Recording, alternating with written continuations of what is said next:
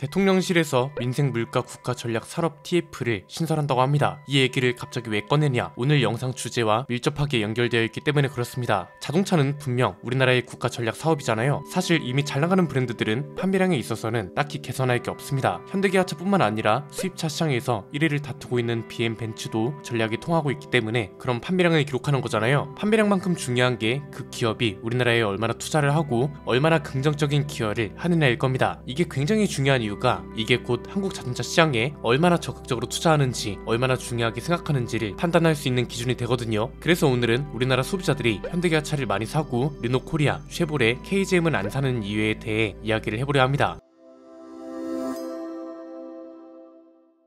현대기아차가 잘 팔리는 거, 이건 사실 당연한 현상이긴 합니다. 항상 말씀드렸듯이 자국에서 자국 브랜드 제품이 잘 팔리는 건 글로벌 기업을 가지고 있는 국가에서 굉장히 흔한 일이니까요. 그런데 사실 이건 현상 설명을 위해 일종의 전제 조건처럼 이야기할 수 있는 거고요. 이걸 마냥 당연하게 받아들이면 그에 따른 부작용도 따른다는 건 부정할 수 없을 것 같습니다. 이유는 간단합니다. 어떤 기업이 너무 뛰어나도 특정 시장이 독점화되는 건 그렇게 좋은 현상은 아니거든요. 이건 기업이 잘해서 그렇든 경쟁 상대가 별로라서 그렇든 마찬가지입니다. 먼저 구분해야 할 게 있습니다. 이것도 자주 설명해 드렸던 거지만 의미 없는 댓글 분쟁을 방지하고자 간단하게 말씀드립니다. 르노와 쉐보레가 국산차인가? 이런 것 때문에 많이 싸우기도 합니다. 그래서 이건 그냥 이렇게 생각하면 간단하다고 했었습니다. 그냥 사전적 의미로 국내에서 생산한다는 뜻에서 국산차는 맞고요. 차라리 국산차 수입차가 아니라 국내 브랜드냐 해외 브랜드냐 이렇게 따지는 게 더 명확하다고 말씀드렸습니다. 이렇게 되면 쉐보레와 르노는 수입 브랜드가 맞으나 국내에서 생산되는 차이기 때문에 국산차 판매량 통계로 잡히고 있다, 이렇게 알고만 있으면 된다고 말씀드렸잖아요. 해외 브랜드 기준으로 한다면 판매량이 나쁘지 않지만 국내 브랜드 기준으로 판매량 통계가 잡히고 판매량과 인프라도 그런 기준으로 만들어졌고 그에 따라 평가 기준도 국내 브랜드로 잡히고 있기 때문에 현대기아차 판매량과 상품성이 비교 대상이 되고 있다는 거죠. 리셀 케이지가 안 팔리는 이유는 뭐 여러 가지가 있습니다. 대표적으로 거론되는 게 신차가 적다, 정비 편의성이 별로다, 뭐 이런 건데 사실 이것도 어떻게 보면 옛말이라고 봅니다. 정비 편의성은 특히나 센터수가 더 부족한 수입차 브랜드들보다 판매량은 더 많잖아요. 현대기아차도 부품 수급 관련 문제로 AS 불만이 없지 않고 사실 이 문제는 따지고 들어가면 워낙 다룰 게 많아지고요.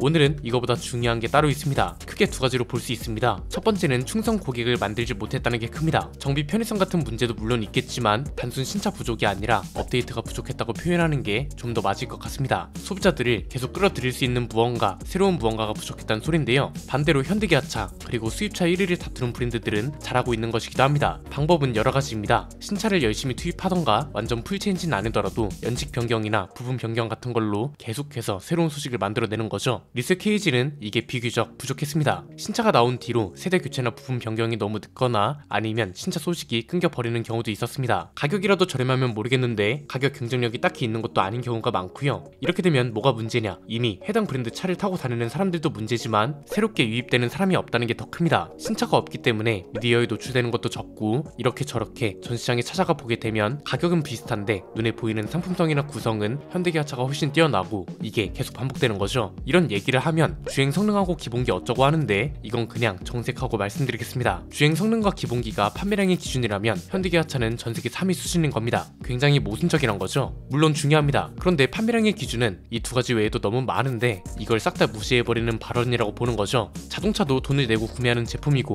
프로게이머만 컴퓨터를 구입하는 게 아니듯 카레이서만 자동차를 구매하는 게 아닙니다. 그래서 가격, 상품성, 옵션, 주행 성능, 기본기 이런 걸 취향에 따라 전반적으로 따지는 건데 옵션을 따지는 걸 마치 한국인들 종특이라면서 비하하는 것처럼 얘기하는 사람들도 있다는 거죠. 기업이 뭔가 개선할 게 있다면 비판해야 마땅합니다. 그런데 이렇게 되면 잘못된 비판이 되는 거고 정작 기업은 뭘 개선해야 할지 모르는 척하기 딱 좋아지는 거죠. 두 번째는 이런 게 어떤 부작용을 낳냐는 건데요. KGM 같은 순수 국내 브랜드는 역량 확장 기회가 없어집니다. 신차 개발 여력이 부족해지고 생산 능력을 늘릴 수 있는 공장 투자 비용도 줄어듭니다. 많이 팔아야 돈을 많이 버는 건 당연한 건데 이게 한번 돌파가 제대로 안 되면 악순환이 계속해서 반복된다는 거죠. 쉐보레와 르노 같은 외국 자본 기업은 살짝 다릅니다. 신차를 개발할 때 가격과 상품성의 기준이 있을 거잖아요. 이 기준은 분명 판매량일 수밖에 없습니다. 예컨대 르노 판매량 1위가 독일, 2위가 중국, 3위가 한국이에요. 그럼 정해진 범위 내에서 독일 소비자들이 선호하는 옵션을 가장 많이 넣고 그 다음 중국 그리고 한국은 후순위로 밀어지는 겁니다. 반대로 한국이 1위라면 한국 소비자들이 선호하는 사양을 대거 투입하면서 가격과 상품 상품 경쟁력이 만들어지는 건데 이것도 한번 부정적으로 흐르기 시작하면 돌파하기가 힘듭니다. 자, 여기서 핵심이 바로 이겁니다. 어떤 기업이 제도약을 하겠다고 마음 먹으려면 계기가 있어야 합니다. 기업한테는 어떤 게 계기가 되겠어요? 한국이라는 시장에 투자할 필요성을 느껴야 한다는 거겠죠. 이게 중요한 이유가 오늘 영상 시작할 때 대통령실이 산업 TF를 만든다고 말씀드렸잖아요. 우리나라 수출 실적은 자동차 반도체가 이끌고 있는 게 분명합니다. 즉 자동차 산업에도 집중할 가치와 필요성이 있다는 거고, 반대로 말하면 국산차 통계로 잡히고 있는 현대기아차를 제외한 브랜드들이